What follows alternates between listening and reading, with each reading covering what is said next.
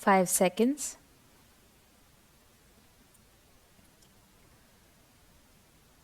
The next question that I would like to deal with is the paragraph in the President's address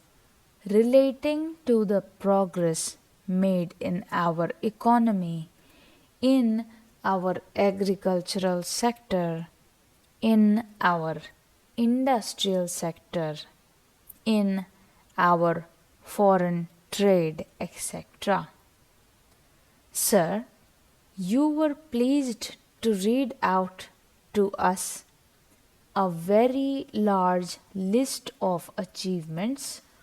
of the Congress government during the last decade and the important targets which have been achieved during the last 10 years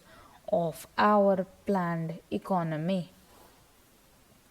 You also mentioned the question of increase in food production,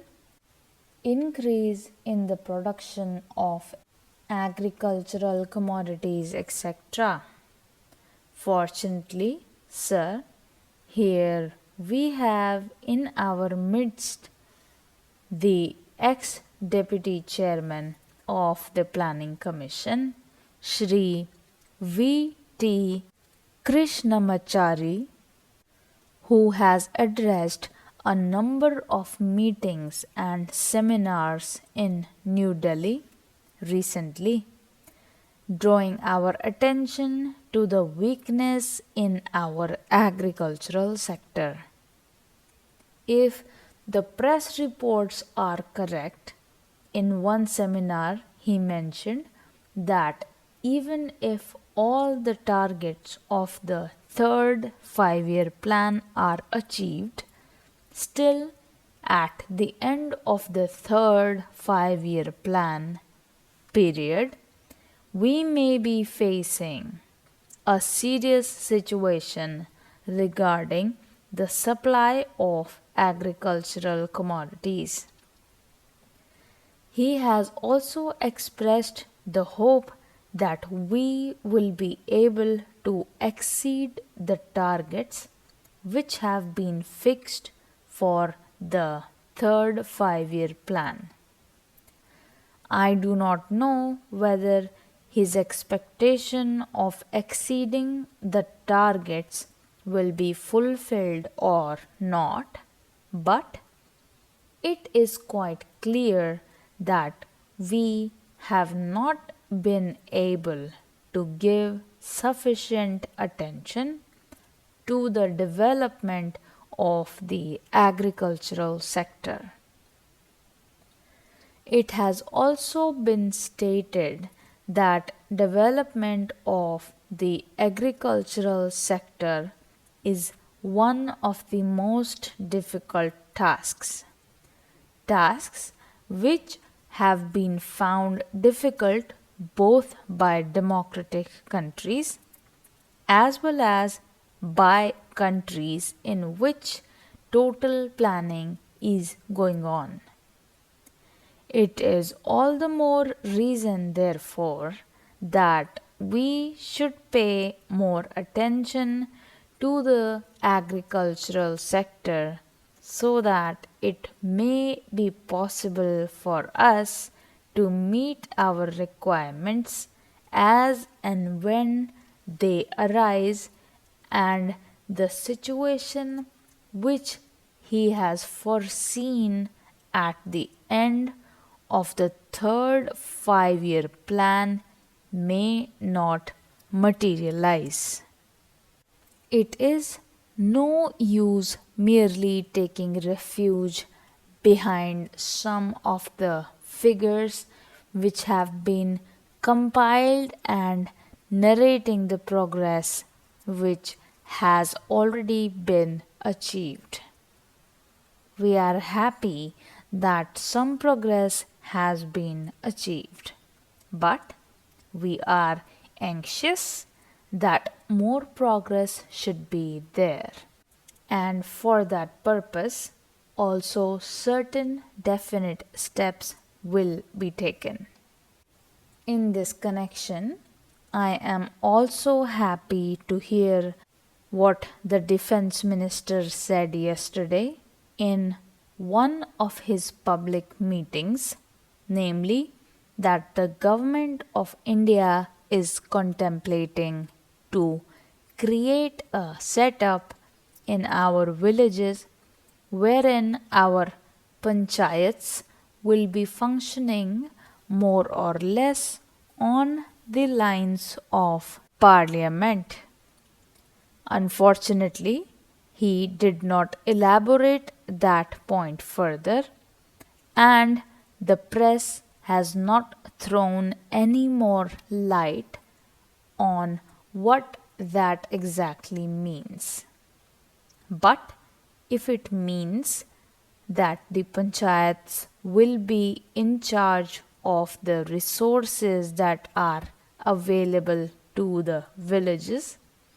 that they will be in a position to determine how best the productive efforts in the villages are to be directed and in what direction, determine what targets are to be achieved, and when the production is there and there is a surplus to be exchanged with the other centers in the country, that the panchayats will have their say in the matter, on what terms this surplus will be exchanged with other centers in the country, then I think a very valuable step forward in the direction of building our economy on a decentralized basis will have been taken. We have always taken the view, sir, that if planning is to succeed in our country, and if there is not going to be any regimentation of our productive activity and forces, what is necessary is that the common man should have a voice in determining the economic policies and in formulating the economic plans of development, and should have also his say in determining on what terms a village or a group or an industry should be working for the development of economy as a whole. In other words, some amount of competition, some amount of bargaining power is to be generated in the lowest strata of our society and in the lowest rung of our economy, so that with the help of that bargaining power, under the overall influence and policy of the Planning Commission, it may be possible for us to develop our economy in a manner which satisfies both the interests and the requirements of the nation, as well as the aspirations of the people. When people feel that they also have their say in the formulation of policies and programs, and that such policies and programs are not something which is dictated from New Delhi, but are those which have been worked out by their own efforts and as a result of their own deliberations. To that extent, these plans are a part of their efforts in the development of their regions, of their own crafts,